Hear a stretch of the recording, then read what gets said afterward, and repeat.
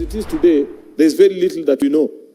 I think to the best of my knowledge, Mr. Speaker, I've only seen the names of the officers who were on duty at the Central Police Station. Up to now, nobody knows who are the officers that picked young Albert Ojwang from Migori, how he was driven, what was his status when he arrived at Central Police Station.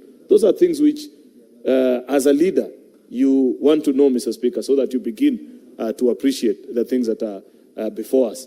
It is important to also hear from the Police Service Commission, Mr. Speaker, because there's a particular complex matter of the Deputy Inspector General, Mr. Speaker. Mr. Langat is a gentleman I know, a very diligent officer, but he finds himself in a situation that I don't envy. When you're the deputy of an institution and you make a complaint, which is the right thing to do, that when you feel your rights have been violated, you make a complaint.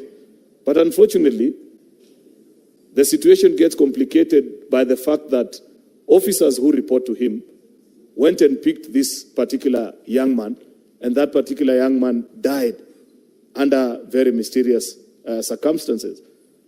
Mr. Speaker, it would have been neater if it was up to me to advise Mr. Langat that nobody has said that you're guilty, but for the country to appreciate, and for myself, even as your friend, to appreciate and be clear of my conscience that what really happened, that you step aside until investigations are concluded, Mr. Speaker, so that we appreciate and we know what really happened. Otherwise, as it is, no person of good conscience, even if you are to remain and stand firm and the things that are being said about it, absolving you, but that is just, it's not in my place.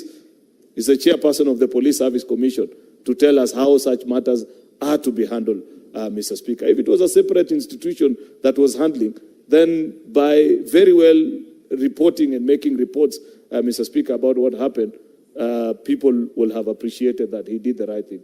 I don't want to indulge, Mr. Speaker, into the pros and the cons of what is before us.